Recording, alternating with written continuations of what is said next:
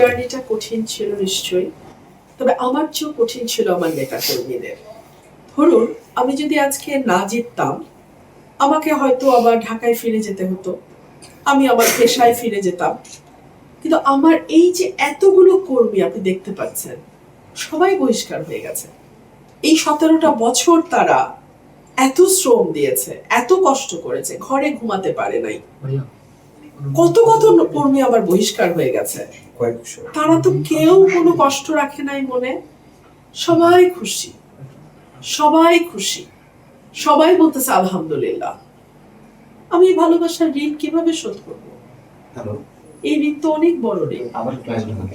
গতকালকে বিভিন্ন জায়গায় ভোট ছাপানোর চেষ্টা হয়েছে, দুপুরের পর রেজাল্ট আটকে রাখার চেষ্টা হয়েছে।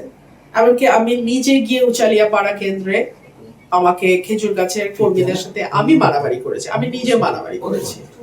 মারামারি করে আমি কেন্দ্রে ঢুকেছি, আবার ভোট গুনিয়েছি, কিছু ফলস ভোট ওখানে পেয়েছি। সো এগুলো সবই চ্যালেঞ্জ। আমার প্রতি তাদের বিশ্বাসের ঋণ, আমার প্রতি তাদের আস্থার ঋণ, এই ঋণটা আমাকে পরিশোধ করতে হবে। যারা প্রতিশ্রুতি দিয়ে চলে যায় তারা কিন্তু বেশিরভাগই দলীয় প্রার্থী।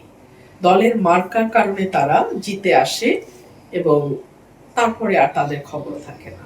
আপনি যেটা বলছেন, আমি তো কোনো দলীয় প্রার্থী না।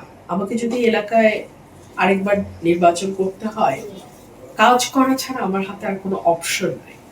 ধরুন আমি যদি কমিটমেন্টের কথা, ডেডিকেশনের কথা, অনেস্টির কথা বাদও দেই, আমি যদি কাজ না করি এটা তো আমার নিজের জন্য ক্ষতিকর।